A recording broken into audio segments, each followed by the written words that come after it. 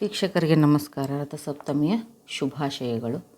ಹಾಗೆಯೇ ಸೂರ್ಯ ಉತ್ತರಾಯಣಕ್ಕೆ ಕರೆಕ್ಟಾಗಿ ಆ ಒಂದು ಉತ್ತರ ದಿಕ್ಕಿಗೆ ತಿರುಗುವ ಅಥವಾ ಪಥ ಚೇಂಜ್ ಮಾಡುವುದು, ಸ್ಥಾನ ಬದಲಿಸುವ ದಿನ ಅಂತ ಸಹ ಕರೆಯುತ್ತಾರೆ.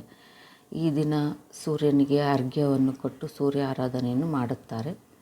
ಹತ್ತಿರದಲ್ಲಿ ನದಿ, ಕಾಲುವೆ, ಕೆರೆಗಳಿದ್ದರೆ ಅದರಲ್ಲಿ ಸ್ನಾನ ಮಾಡಿ ಸೂರ್ಯ ಆರಾಧನೆ ಮಾಡ್ತಾರೆ. ಸೂರ್ಯ ಆರಾಧನೆ ಮಾಡುವಾಗ ನಮ್ಮಲ್ಲಿದ್ದರೆ ಕೆಂಪನೆ ಬಟ್ಟೆಯನ್ನು ಧರಿಸಿ ಸೂರ್ಯನಿಗೆ ನಮಸ್ಕಾರ ಮಾಡಿದರೆ ತುಂಬ ಒಳ್ಳೆಯದು. ಹಾಗೆಯೇ ನೈವೇದ್ಯ ಮತ್ತು ಚಿಕ್ಕದಾದ ದಾನ ಸಹ ಮಾಡ್ಬೋದು. ಆಹಾರ, ಬಟ್ಟೆ, ಹಣ ಏನಾದರೂ ಸಹ ಕೊಡ್ಬೋದು. ಹಾಗೆಯೇ ರಥಸಪ್ತಮಿ ಒಳ್ಳೆಯ ಕೆಲಸಕ್ಕೆ ಮಂತ್ರ ಸಾಧನೆ ಆಗಲಿ ಅಥವಾ ಏನಾದರೂ ನಾವು ಹೊಸದಾಗಿ ಶುರು ಮಾಡಬೇಕು ಅಂದರೆ ರಥಸಪ್ತಮಿ ಒಳ್ಳೆಯ ದಿನ. ಹಾಗೆಯೇ ಈ ದಿನ ಯಾವುದೇ ರೀತಿ ಮಾಂಸ, ಮದ್ಯ ಅಥವಾ ಕಟಿಂಗ್ ಮಾಡಿಸ್ಕೊಳ್ಳೋದು ಅದೆಲ್ಲ ಮಾಡಬಾರ್ದು. ಹಾಗೆಯೇ ರಥಸಪ್ತಮಿಯ ಹಿಂದಿನ ದಿನವೇ ನಾವು ಎಕ್ಕದ ಗಿಡದ ಎಲೆಯನ್ನು ತಂದು ಶುಭ್ರವಾಗಿ ತೊಳೆದಿಟ್ಕೋಬೇಕು. ಅದನ್ನು ಸ್ನಾನ ಮಾಡುವಾಗ ತಲೆ ಮೇಲೆ ಒಂದು, ಭುಜದ ಮೇಲೆ 2 ಇಟ್ಟು ತಲೆ ಸ್ನಾನ ಮಾಡಬೇಕು. ಮಾಡಿ ನಾವು ಅವತ್ತು ತಲೆ ಸ್ನಾನ ಮಾಡುವಾಗ ಸ್ವಲ್ಪ ತಲೆಗೆ ಎಣ್ಣೆ ಹಚ್ಚಿ ಸ್ನಾನ ಮಾಡಬೇಕು.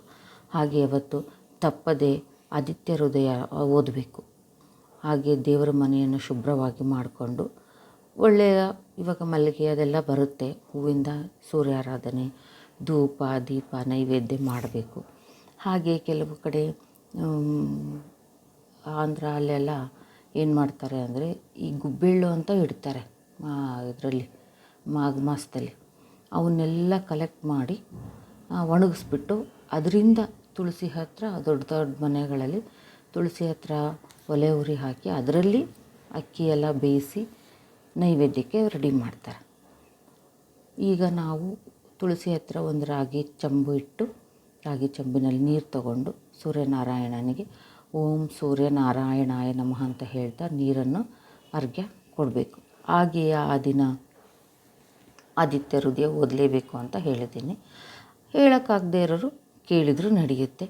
ಒಂದು ಪಾತ್ರೆಯನ್ನು ಒಲೆ ಮೇಲಿಟ್ಟು ಹಾಲು ಉಕ್ಕು ಬರುವಾಗ ಒಂದು 3 ಇಡಿ ಅಕ್ಕಿ ಹಾಕಿಬಿಟ್ಟು ಅದು ಚೆನ್ನಾಗಿ ಬೆಂದ ಮೇಲೆ ಅದಕ್ಕೆ ಸರಿಯಾದ ಸಿಹಿ ಹಾಕಿ, ಬೆಲ್ಲ ಹಾಕಿ ನೈವೇದ್ಯಕ್ಕೆ ರೆಡಿ ಮಾಡಿಕೊಳ್ಬೇಕು.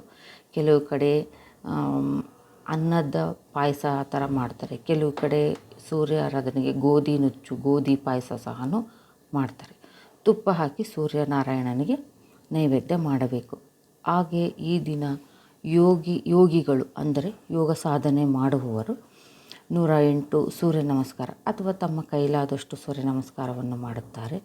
ಕೆಲವು ಕಡೆ ಸಾಮೂಹಿಕವಾಗಿ ಸಹ ಈ ಸೂರ್ಯರ ನಮಸ್ಕಾರ ಮಾಡುವುದನ್ನು ಏರ್ಪಾಟು ಸಹ ಮಾಡಿರ್ತಾರೆ.